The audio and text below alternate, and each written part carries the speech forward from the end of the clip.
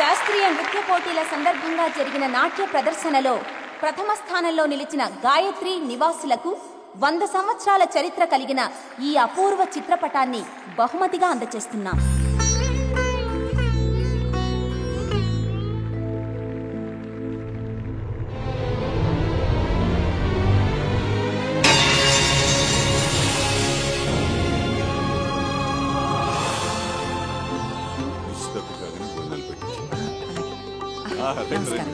ఇదివరయా 800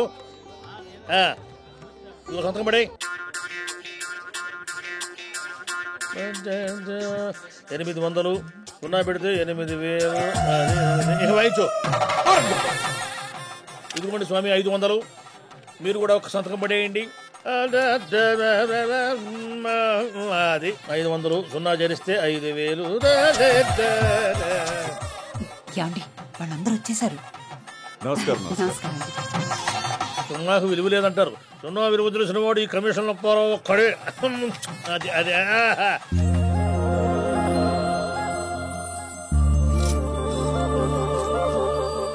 నాన్న 40,000 ఎక్కడ పెట్టావో చెప్తే చాలు కదే. ఫిగర్ బయటికి చెప్తావే మీ మామయ్య వింటే. నువ్వా ఏమండి, బామ్మర్ది కదా అని అన్నయ్య గారు మిమ్మల్ని నన్ను మనందరినీ వాళ్ళ ఇంట్లో కూర్చోబెట్టి మేపుతుంటే ఏంటి కక్కుర్తి? ఓసి పిచ్చిదానా, నా కక్కుర్తి నీ కూతుళ్ళ పెళ్లిళ్ళ కోసమేనే. పెళ్లిళ్ళు గాక వాళ్ళు ఇంకో రకంగా కక్కుర్తి పడ్డారనుకో, అప్పుడు మన పని కక్కులు చావులే. మా నాన్న నన్ను కారున్న వాడికి ఇచ్చి పెళ్లి చేయాలని చూస్తున్నాడు. నువ్వు కార్లు రిపేర్ చేసే మెకానిక్ అని తెలిస్తే నేను స్పేర్ పార్ట్ల కింద పీకి పారేస్తాడు. లేచిపోదామా? వద్దొద్దు. గౌరీ పెళ్లి కాగానే మన లవ్ గురించి మా నాన్నకి చెప్తా. వద్దంటే అప్పుడు ఆ పని చేద్దాం. ఇప్పుడు నేను వెళ్ళొస్తాను. అయ్యో దేవుడా, ఏదోటి చేసే అక్క పెళ్లి తొందరగా అయ్యేలా చూడు స్వామి.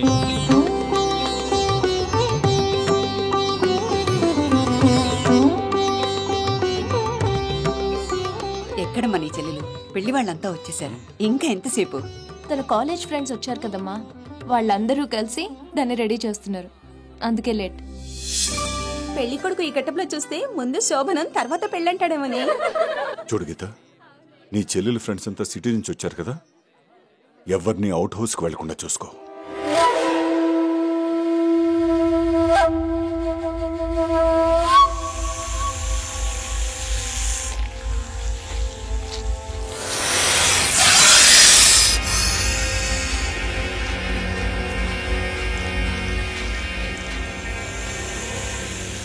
మీరంతా రెడీ అయిపోయారే, నేను వెళ్ళి డ్రెస్ చేంజ్ చేసుకుని వచ్చేస్తాను.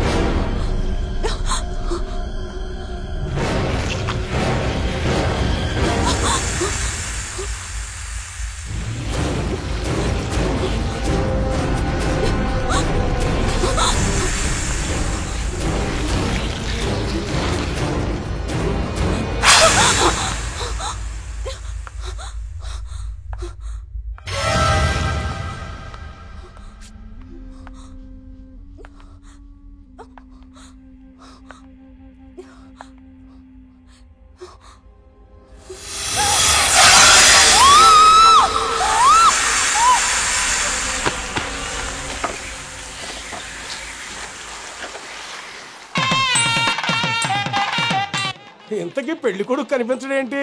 మామగారి ఆస్తిపాస్తుల్ని అంచనా వేయటానికి ఇల్లు మొత్తం చూడటానికి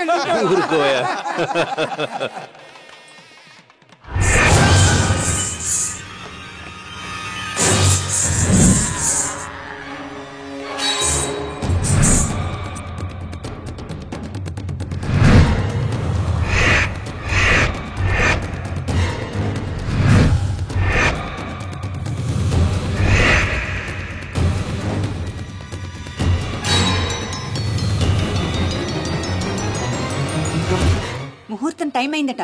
గౌరీని తీసుకురండి.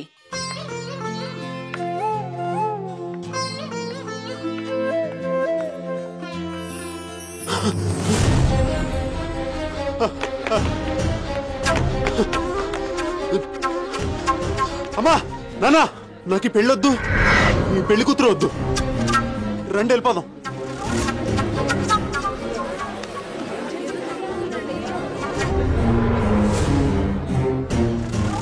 వినోద్ వినోద్ వినోద్ ఆగరా. వినోద్ పెళ్లి చూపులకు వచ్చి ఇలా వెళ్ళడం మర్యాద కాదురా. నానా ముందు కారెక్కండి, అన్ని ఇంటికి వెళ్ళగా చెప్తాను.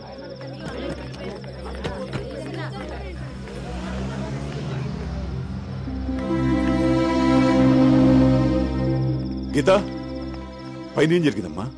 పెళ్లి కొడుకు మన సంబంధం వద్దని ఎందుకు వెళ్ళిపోతున్నాడు? ఏంటి, పెళ్లి కొడుకు వెళ్ళిపోయాడా? అతను ఎందుకు వెళ్ళిపోయాడో నాకు తెలీదు, కానీ పైన గదిలో మాత్రం గౌరీ స్నేహితురాలు స్పృహ తప్పి పడిపోయింది.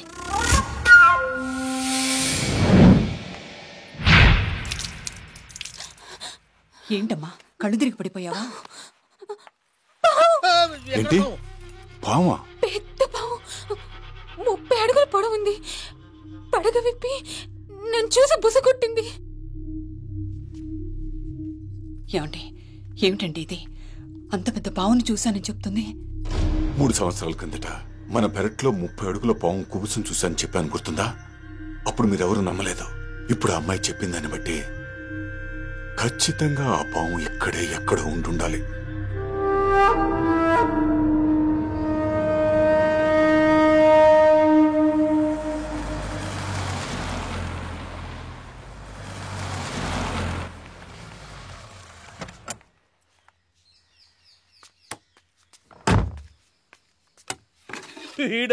వీడు వాడకం చూస్తే పామును పట్టేవాళ్ళగా లేడు, ఉడతలు పట్టేవాళ్ళగా ఉన్నాడు.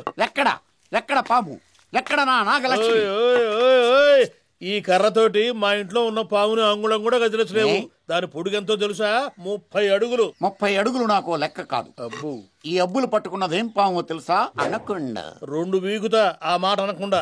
ఈ అనకొండ అబ్బుల గురించి హాలీవుడ్ లో అడుగు, అమెరికా అంతా అదురుద్ది. ముందు పైకెళ్ళి చూడు, దానికి అదురుద్దో నీకు అదురుద్దో తెలుసుద్ది. ఇలాగే ఒకసారి అనకొండ షూటింగ్ లో ఏం జరిగిందో తెలుసా? ఆపు సోది, ముందెళ్ళి పావును పట్టుకో, అప్పుడు తెలుస్తుంది నువ్వు అబ్బులో గబ్బులో. పాములో కంటే వీళ్లలోనే విషయం ఎక్కువ ఉన్నట్టుంది. ఒక్క విషయం. మళ్ళీ ఏంటి? నేనొక్కడే పైకెళ్తాను, మీరెవ్వరూ రాకూడదు. ఏ అట్నుంచే జారుకుందామనే? జారుకుంటానో పావును భుజాన్ని వేసుకుని వస్తానో మీరే చూద్దురు గాని.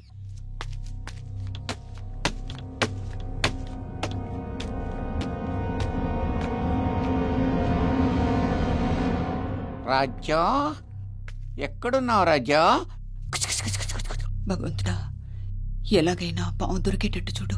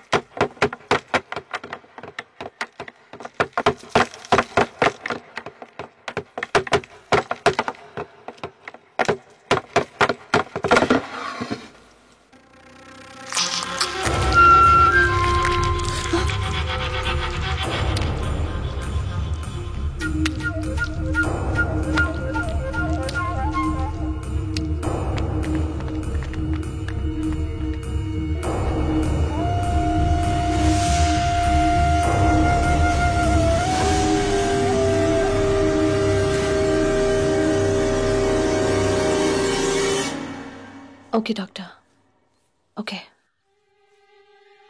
ఆ పావులతను పావు ఖర్చు చనిపోలేదట. పోస్ట్మార్టం రిపోర్ట్ ప్రకారం అతని బాడీలో అసలు విషమే లేదట. పాపం, మన ఇంటికి వచ్చిన పాములోడికి ఇలాంటి అఘాయిత్యం జరిగింది. అయ్యగారు, ఇలాంటి వెతికామండి, పాము ఎక్కడ కనబడలేదండి. సరే, మీరు వెళ్ళండి. ఏమండి, హాస్పిటల్ వాళ్ళేమో విషం లేదంటారు, వీళ్ళేమో ఇంట్లో అసలు పావే లేదంటున్నారు. ఏమిటండి ఇదంతా? పెద్దమ్మాయి ఏమో అలా అయిపోయింది, గీత అసలు పెళ్ళే చేసుకోనంటోంది. గౌరీ నిశ్చితార్థం ఇప్పటికే 2 సార్లు ఆగిపోయింది. శుభకార్యం జరగాల్సిన ఇంట్లో అర్ధాంతరంగా పావులుడు చనిపోయాడు. నాగదోషం ఏదైనా ఉందేమో, ఎవరైనా సిద్ధాంతిని కలుద్దామండి.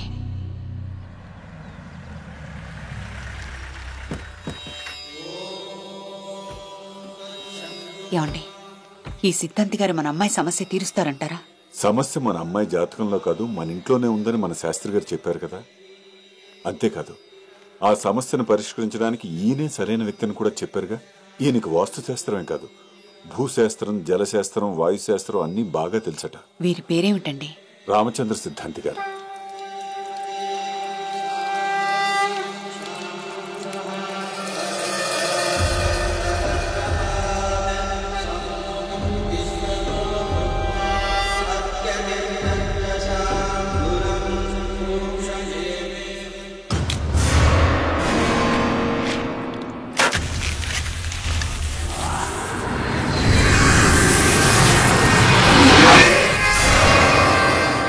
ఎవరో వచ్చారు, వాళ్ళని లోపలికి తీసుకురండి. రామచంద్ర సిద్ధాంతి గారు రండి. వారే.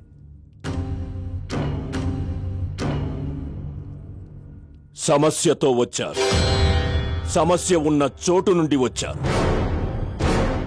నేను మీ ఇంటికి వస్తాను.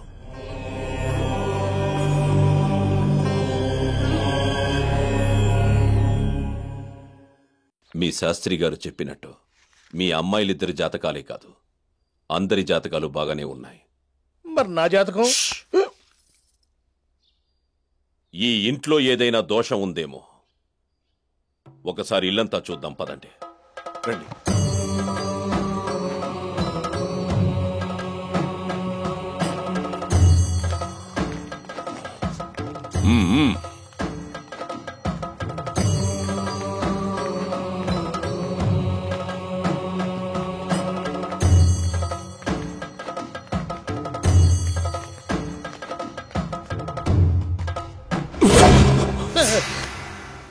ఈ గది తలుపులు తెరవండి.